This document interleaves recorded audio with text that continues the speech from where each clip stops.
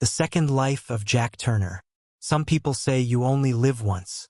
But sometimes life gives you another chance, not to live again, but to make things right. This is the story of Jack Turner, a firefighter who died a little the day he couldn't save a child, and how that same child came back to save him. Siren wails. Smoke. Screams. Jack Turner was 27 when it happened, the Madison Avenue fire. A small apartment, an old woman rescued, but a child left behind. He remembered the last sound, the faint voice behind the smoke saying, "Please don't leave me." Jack didn't. He went back twice until the roof caved in. They pulled him out alive, but the child never made it. 3 months later, he retired. Early pension, shaky hands, quiet house. His wife, Laura, tried to hold him together, but guilt has a way of spreading like fire. Slow, invisible, merciless. He never went near a fire station again. 10 years passed. Small town, Colorado. Jack drove trucks for a lumber company, spent weekends fixing fences, and avoided mirrors. Laura died of cancer 5 years later. He barely cried. He said it was because she didn't want tears. Truth was, he had none left. Every morning, he stared at the old journal where he kept the names of every life he'd saved. 54. Then he'd close it and whisper, 54 saved, 1 lost. That one was enough to erase the rest.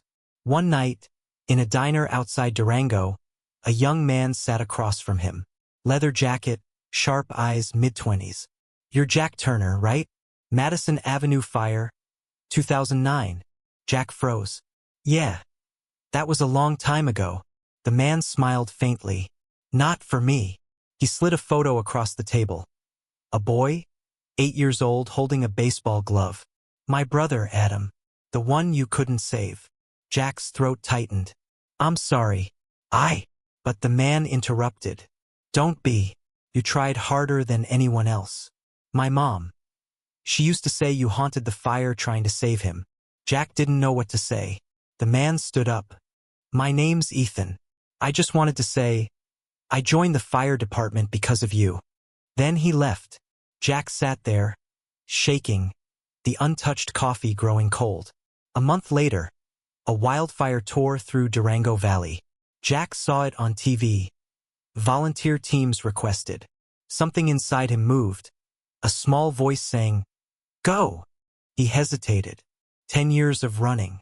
Then he took his old jacket from the closet, brushed off the dust, and drove. The town was chaos. Ash raining down, sirens everywhere. And there, in the smoke, he saw Ethan. Same jacket, same determination. Carrying a hose line toward the flames. Jack shouted, "Ethan, get back." But the wind roared louder. A gas line exploded. Jack dove, shielding Ethan. The blast threw them both into the dirt. Ethan's leg was pinned under debris. Fire closing in.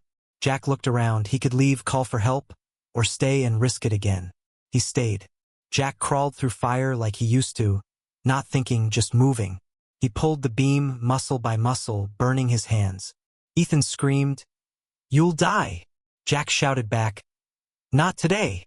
He freed Ethan, dragged him through the ash, collapsing behind a water truck. Paramedics rushed in. Jack's arms were blistered, his breathing shallow.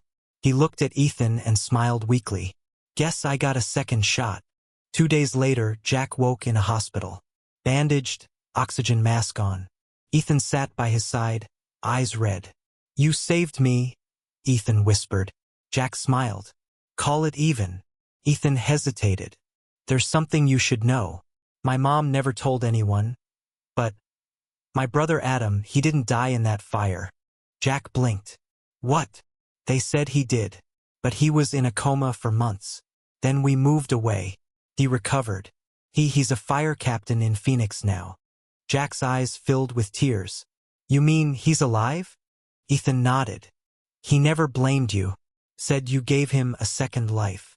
Jack turned his face away, tears streaming quietly. For the first time in 10 years, the guilt burned away, leaving only light. Weeks later, a black SUV pulled into the hospital parking lot. A man stepped out, early 30s, tall, steady gaze. Jack recognized him instantly. even though he'd never seen him grown up. Adam, the man smiled. You look older than I imagined. Jack laughed through tears.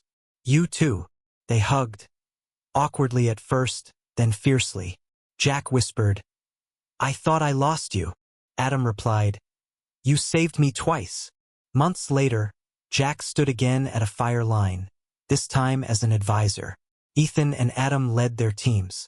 He watched from the ridge, the sunset painting the smoke gold. Adam approached him. You ever think about going back in? Jack smiled. Every day. But I think my job now is to keep you guys coming back out. Soft piano fades in. He opened his old journal, the one with the list of saved lives. At the bottom, he added 2 names, Ethan and Adam Cole. Then he closed it for the last time. Some fires never die. They just find new hearts to light.